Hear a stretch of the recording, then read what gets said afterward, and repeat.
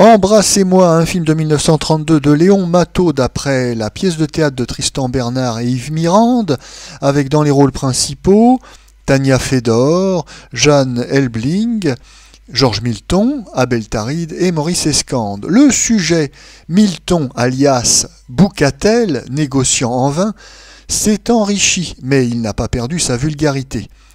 Milton est invité par Maurice Escande, un jeune comte à qui il prête régulièrement de l'argent, invité donc à venir passer quelques jours dans son château.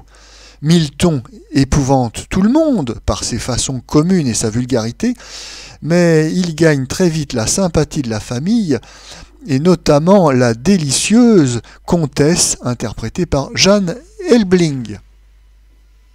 Notre avis. Commençons par rappeler que ce film de 1932 est une nouvelle version de Embrassez-moi, réalisée en 1928 par Robert Peggy avec le célèbre comique Charles Prince.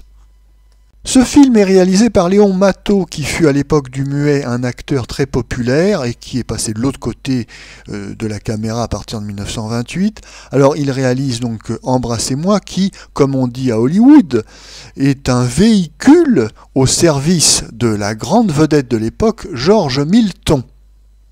Oui, avant que Fernandel ne devienne le roi incontesté du rire à partir de 1934, eh bien avant, les grandes vedettes comiques de l'écran s'appelaient Georges Milton qui vient de l'opérette ou bien Bach qui vient du café-concert. Alors, Milton a connu un gros succès colossal en 1930 avec un film qui s'appelle Le Roi des Resquilleurs. Et il va entamer par la suite une collaboration avec Léon Matteau. Ils vont tourner ensemble un certain nombre de films. Alors toujours avec le même personnage de Bouboule, interprété par Milton.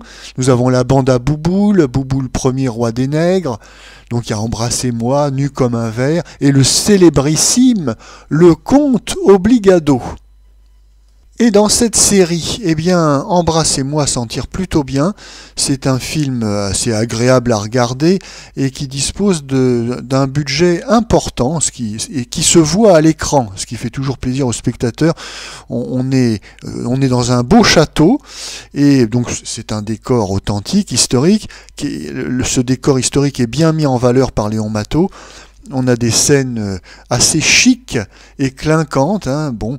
Et puis, quant à l'histoire, évidemment, c'est une petite histoire rigolote avec Milton, qui interprète toujours ce français moyen, très débrouillard, avec beaucoup d'entrain. Il pousse la chansonnette comme c'est l'usage dans tous les films populaires de ce début des années 30, car le public réclame évidemment ces chansons. Il y en a 2 ou 3 signées de Vincent Scotto et assez réussies.